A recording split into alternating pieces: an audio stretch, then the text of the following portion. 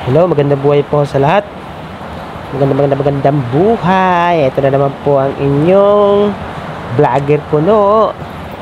Welcome sa aking YouTube channel. So, bali po, tawag nito. May pupuntahan kami ngayong umaga.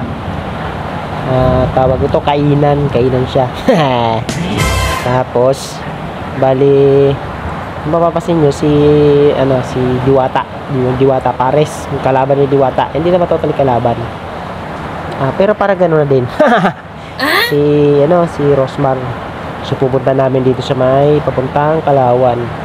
So malapit lang siya dito sa area ko. Bali siguro mga 45 minutes nandun na kami. Ito na nga, nandito na nga kami agad-agad. Instant. So, bali, ito, in-order namin. Tawag nito,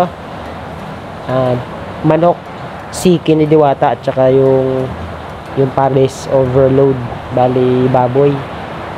So, ito nga yung namin, order, umabot na, nasa 300 ata yun. Basta parang 100 eh.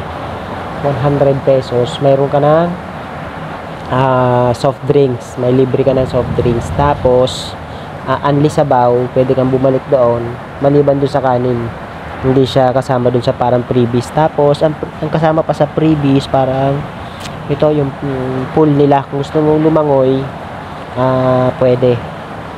Kaso ayun, nakikita nga lang namin doon sa swimming pool ay mga bata naglaang lumalangoy, tsaka mga nanay. Ayun yung van ni Rosmar, yung kanyang beauty, sa beauty product naman siya. Bali, ang dami yung sideline. Kaya siguro siya, yumayaman palalo. Sipag eh. So, ayun nga yung parking. Bali, hindi pa siya masyadong organized, established. Kasi, under construction pa siya. Nung pumunta kami, way back, mga January 2024. Ayun yung isa pang, dinidevelop na siguro, i-expand nila yung kanilang pwesto. So, malaki na siya, mas lalong lalaki pa.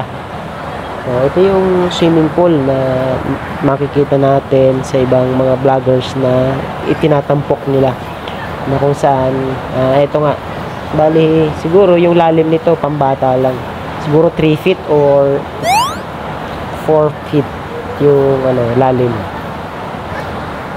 Bali, wala naman siyang, wala namang lumalangoy din nila, iba maliban sa bata at nanay.